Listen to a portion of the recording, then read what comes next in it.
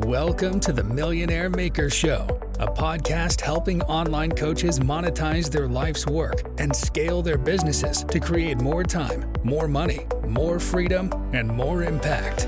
Now, with over 20 years of business building, coaching, and consulting experience, here's your host, author, speaker, and creator of the Millionaire Maker Coaching Funnel, Lindsay Anderson. Hey everybody, welcome to this episode of the Millionaire Maker Show. So excited that you are here today. Today I have a very special guest, Miss Ashley Cox. Ashley, welcome to the show today. So excited to have you on. Thank you so much, Lindsay. It's an honor to be here. Yeah, so why don't we start with the basics, Ashley? Tell everybody a little bit about what you do. Yeah. So it's the simplest terms you can put it is I help business owners hire and lead profitable, sustainable, impactful teams with more confidence and more ease. I love that. That is so specific that you really help people around teams. Now, I know how critical teams can be when it comes to growing a business, but can you share with us just a little bit about why you chose that, why it's important to have somebody who knows what they're doing like you to help them with their teams? Tell us a little bit about that. Absolutely. So I actually started my HR career in the corporate world. And it was not a career that I actually chose. It was chosen for me because my leadership had seen that I was really great with hiring and team building and leading our team and achieving goals and metrics and measurables that they had. So it really was just an opportunity for me to explore a new career avenue when I was in the corporate world. And then after I'd been, doing this in corporate for about a 10 years or so, I saw an opportunity to really support small businesses, businesses that have under 50 employees who don't have HR departments, who don't need HR departments, but who always need that guidance and that support. Because even if you're not growing a massive team of thousands or hundreds of thousands of employees, there are still regulations, there's still compliance, there's still better ways to implement different processes and policies and procedures that can help you grow in a way that's going to be legally defensible so that you're not getting your business into trouble because all the money that you've made, we want you to be able to keep. And we don't want to, give that to the government or to some other organization when you could have just had some advisement or you could have had some guidance on here's how to do this the right way so that you don't get into trouble. And there's also just the component of most of the businesses that we've worked with over the last 7, 8 years. This is their first time leading. They've not been in a role where they're responsible for other people. They've been in individual contributor roles. And it is a very, very different world when you step into that leadership role and you start becoming responsible for guiding and directing your team, for getting the most out of your team, for supporting your team, whether that's through giving them proper instructions and delegating effectively, or it's having hard conversations when things go sideways. So having that support from both sides, not just the leadership side, but also that foundational HR side with the compliance and the regulation has really been where my sweet spot has been in supporting businesses and why I'm really passionate about supporting small businesses.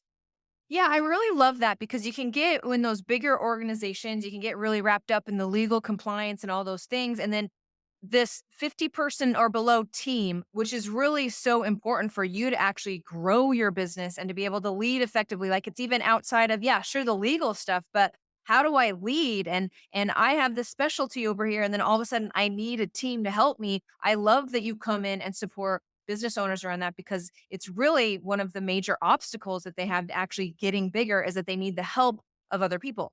Yeah, absolutely. And I think, it's funny because it's a chicken and an egg situation, right?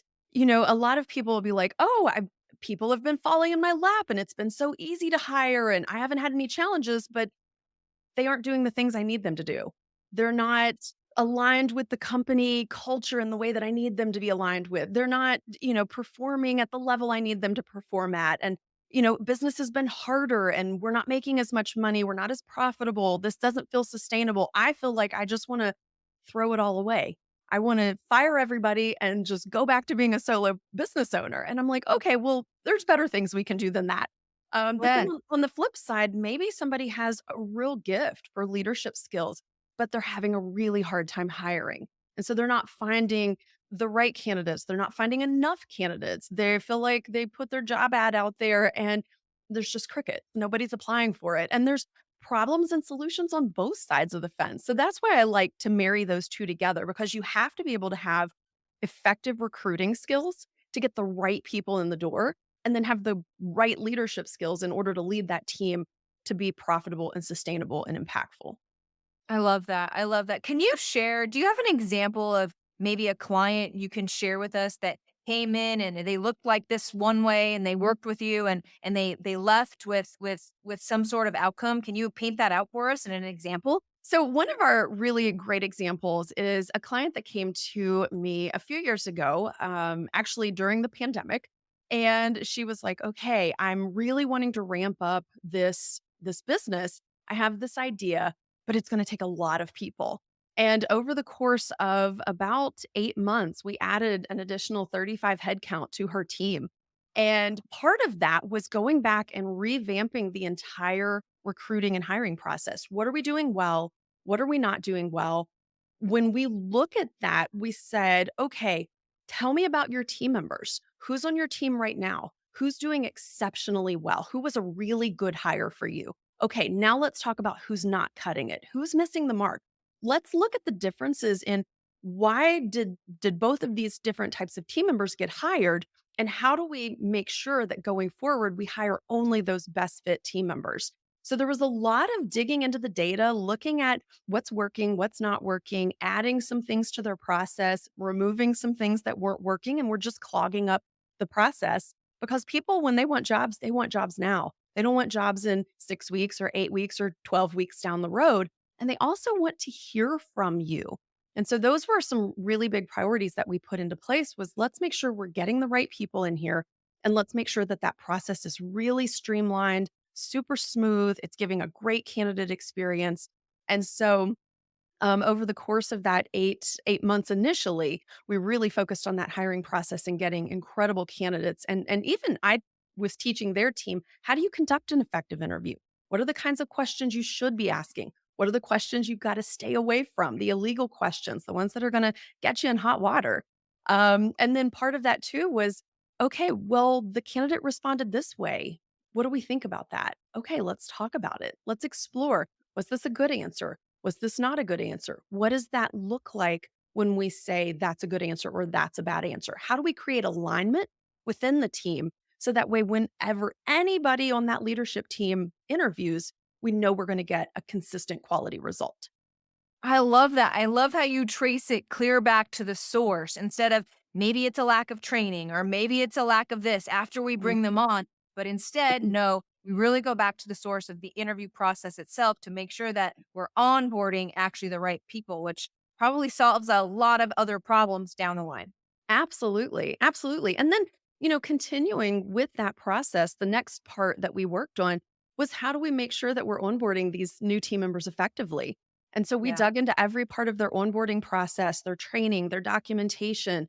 How do we make sure that we're communicating a clear and consistent message, that there's no gaps in our training, that there are no opportunities for us to lose a really amazing candidate because we didn't do our job as a company to provide them with the same experience or better once they were in that onboarding? Because what usually happens is, even if you have a bang up hiring process, a lot of times what I see with small businesses is that's where it falls off. Then it Right. becomes, well, it's sink or swim time. It's trial by fire. And I'm like, no, no, no, no, no. Let's maybe not do that, because 1 in 3 employees quit within the first 90 days.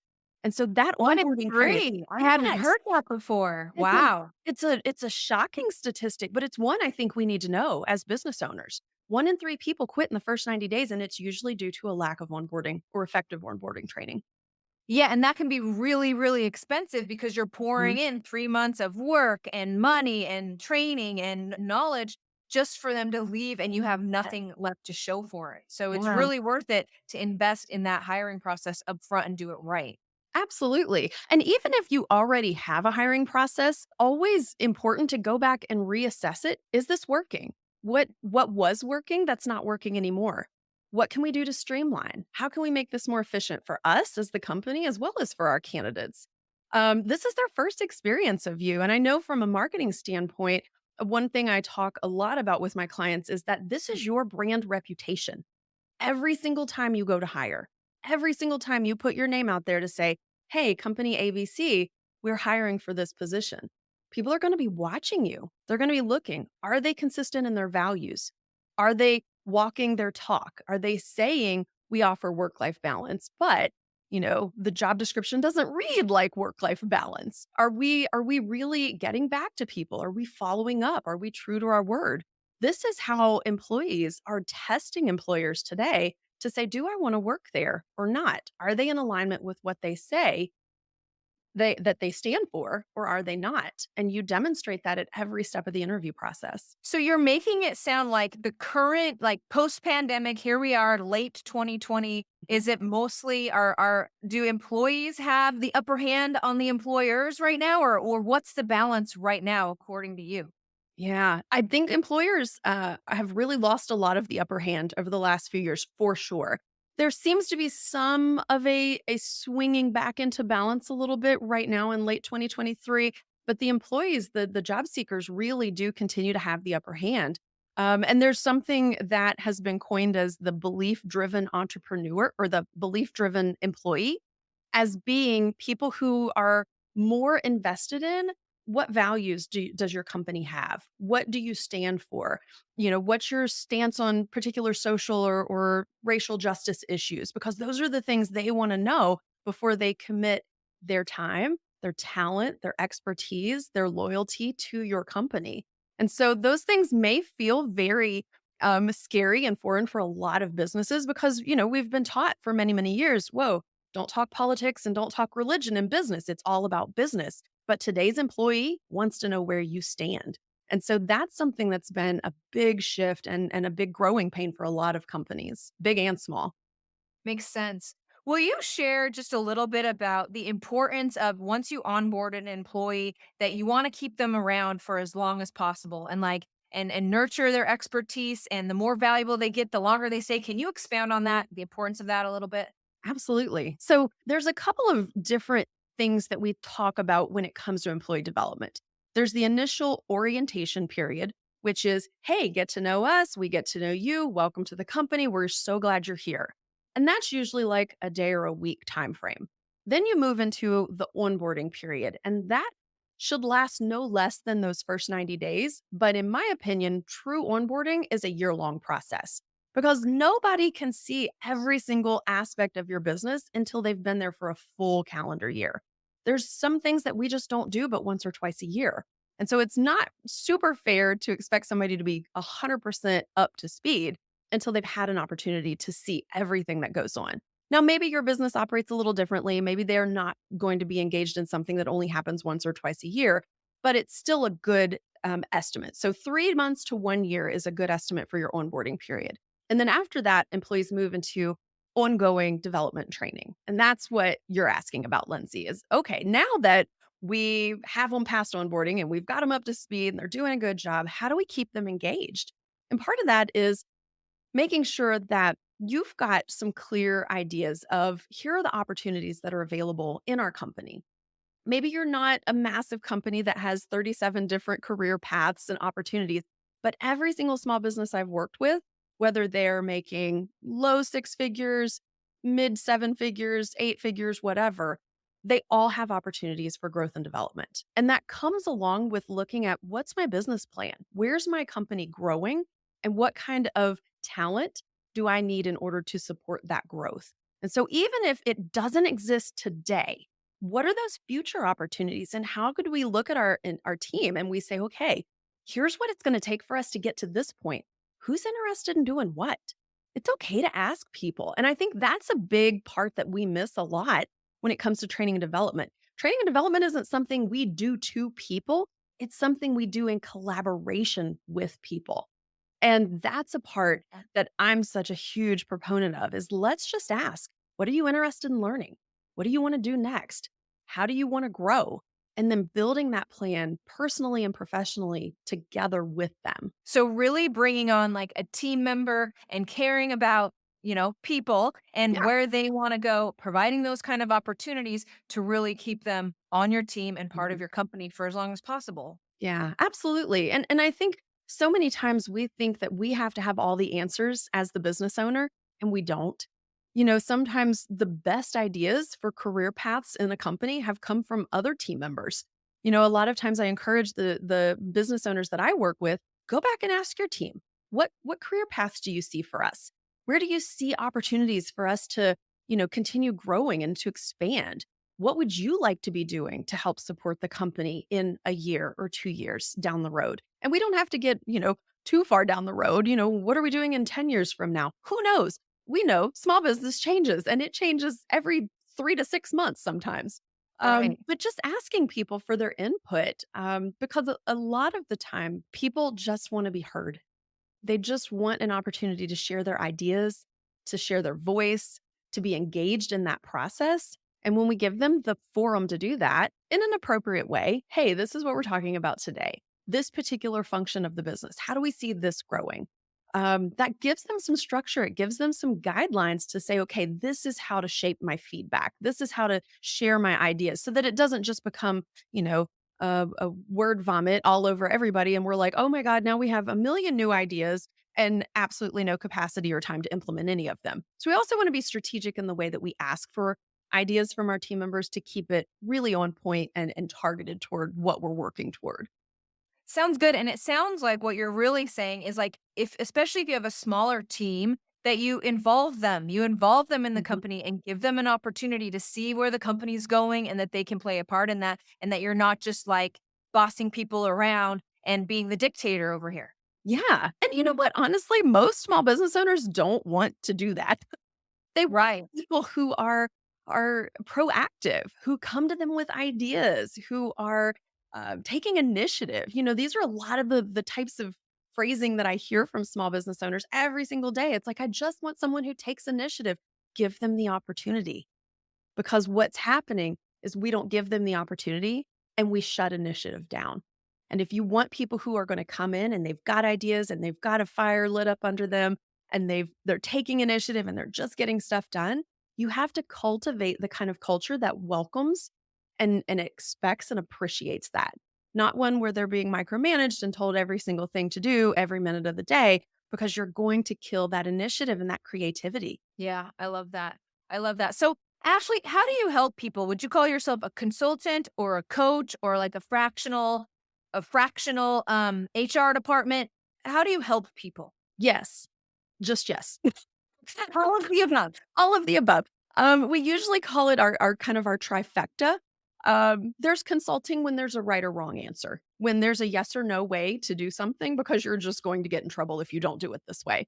There's coaching for when you need to explore a little bit deeper, when you've got the answer, when you need to trust yourself, when you just need a little courage or encouragement to get there. And then there's mentoring, where there's a lot of experience that I've had. There's a lot of experiences that I've seen, other leaders experience. And so sometimes it's just, hey, let me share 4 or 5 different ways that this has been done in the past. And you kind of decide, which way do I want to go? Which feels best for me in this moment and with the values that I have established in my business and in my personal life. So it's a little bit of a mix of everything, and a lot of done for you and done with you sort of approaches that happen, because there's a lot that comes to leading a team of people, and we try to take as much of that off your plate as we can. That's great. So, do you mostly help people just in a one-on-one way, or do you have courses or programs outside of like one-on-one bespoke packages to work with you? I don't currently. I've considered doing a course in the past. I personally just love working one-on-one with people. That's the model I've just really embraced and love. And I think that there's value in being with somebody in their business every single week, and getting that continuity of care, where it's, this problem came up and then here's how we're going to handle it this time, and let's build a process around that. How are we gonna build that into the future? Do we need a policy? Do we need to, think of some leadership development training that you might need or your team might need that really supports that? And so I just don't feel like you can get that a lot with, some of the other services that are options out there. But I really love to just kind of build the HR processes with the companies as we go. That makes sense. So people reach out and you basically create a custom program and you work with people one on one Mhm. primarily. Yes, Awesome. absolutely. Awesome.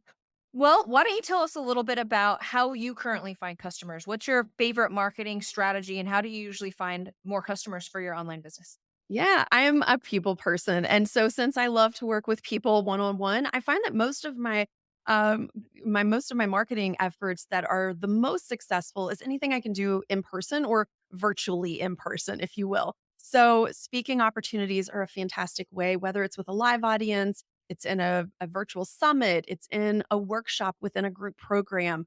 I do a live Q&A every month inside of a group program that I absolutely love, and we get a really great opportunity there to connect with clients. Podcast interviews are a great way. I think sometimes people think that HR is really scary and it's hard, and I try to make it super fun, approachable.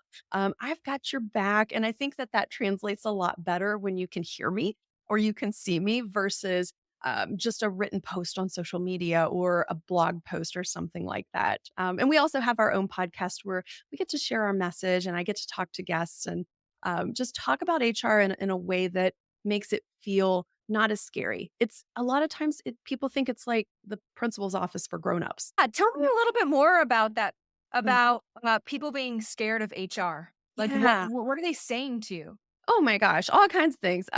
I thought you only had to go to HR when you were in trouble, or you only talk to HR when you're getting fired. And I really see HR as being more of an advocate for both the company and for the employees that work there. When I talk to our customers, it's not just, oh, bad employee, like you should fire them or you should punish them or you should put them on a performance review.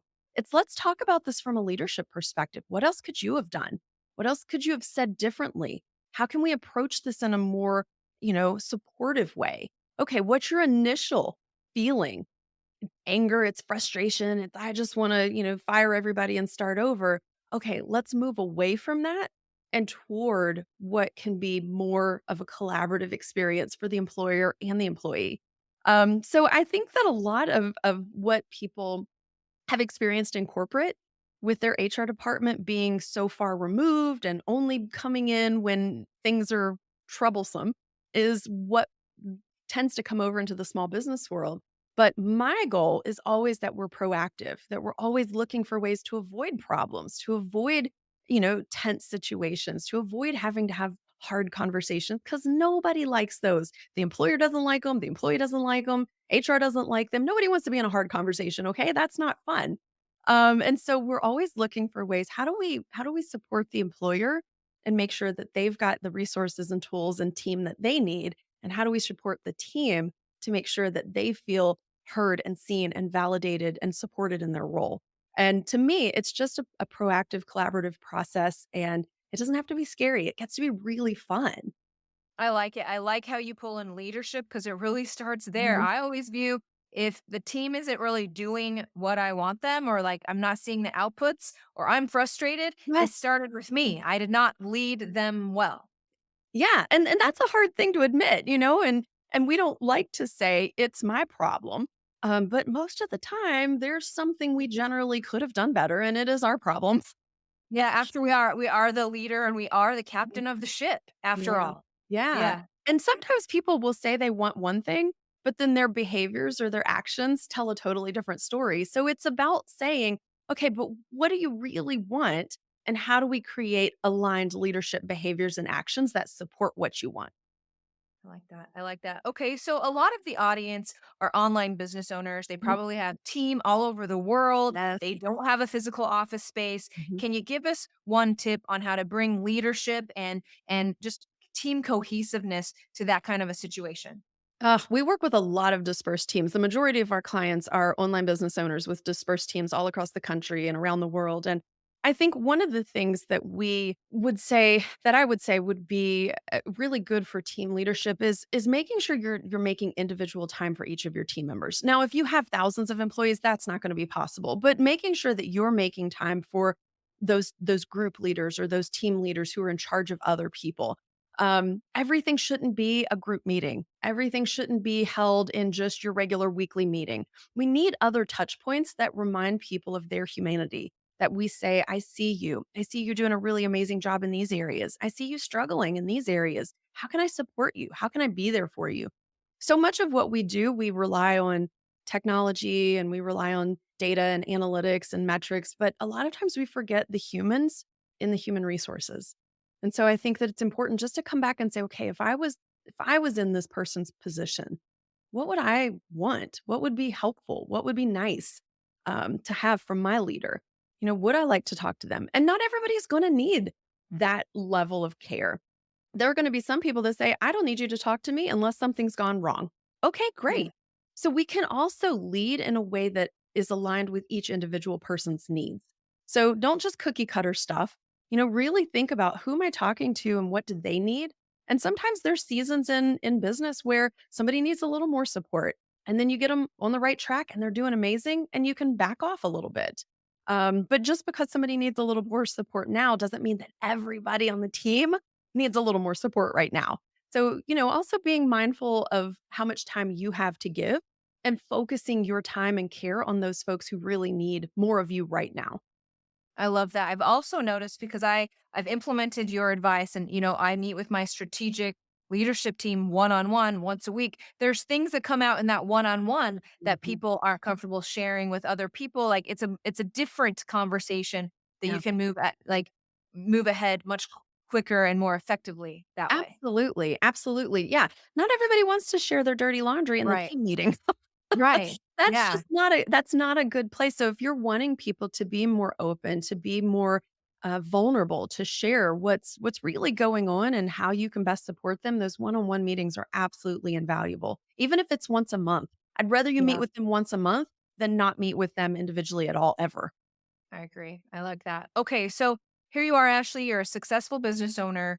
You're helping many people all over the world. If you were to go back before you started your online business and you could tell yourself one thing, one piece of advice, what would that be? Trust yourself. Oh, I like that. Can you Yeah. expound any more? Yeah, yeah. I think that so much of my personal early business journey was spent, "Oh, what are they doing? What is that person doing? Should I do this? Should I try that? Okay, let me scrap this whole thing and try something different." And it's just the more I've leaned into, "No, I know what's best. I know the way that this works the best. I know what works the best for me. I know the ways that I enjoy serving the best. I've tried 100,000 different things." And I think that what comes down to it is when I know my client, when I know my skill set, when I know the way in which I like to serve the best, everything just works so much better. Yeah, this word that keeps coming up in our interview, which is alignment. Alignment Yeah, with your business is really how you can succeed. So for sure. important. For sure. Thank you, Ashley. So, thank you so much for taking the time on this interview. Before I let you go, I'm going to turn the time back over to you. Can you tell everybody how to find you and anything else you'd like the audience to know? Well, thank you so much, Lindsay, for having me on the show. It's been an absolute pleasure to be here. I always tell people we are SproutHR.co everywhere you go. So that's our website, Facebook, Instagram, all the places online. I would love to talk to you if you have a team or you're thinking about having a team. Part of it sometimes is just figuring out where am I? Where do I need to be? What do I need to have in order to get there? And I am not one to force people into having a team. I think that it's important for you to know what your business goals are, what your desires are from a leadership standpoint, or don't want to lead a team standpoint. And I'm never one that's to force or drag people into leading a team. I think I've probably talked more people out of having teams than I have talked them into it. Because I think that that's what makes a difference. That's what makes a great leader really rise above is the person who wants to be there, who wants to have the team, who wants that responsibility, who's all in from the get go. And that's what that really just catalyzes the entire business. So if you're even considering, you're like, is this something I want? I'm open to those conversations and would be glad to have that with you without any sort of preconceived idea of my own as to whether or not you should be a leader. I love that. Thank you, Ashley. It's been a true pleasure having you on the show today. Thank you so much, Lindsay. Thank you for listening to the Millionaire Maker Show with master business coach and creator of the Millionaire Maker Coaching Funnel, Lindsay Anderson. Make sure you subscribe so you don't miss any future episodes. Until next time.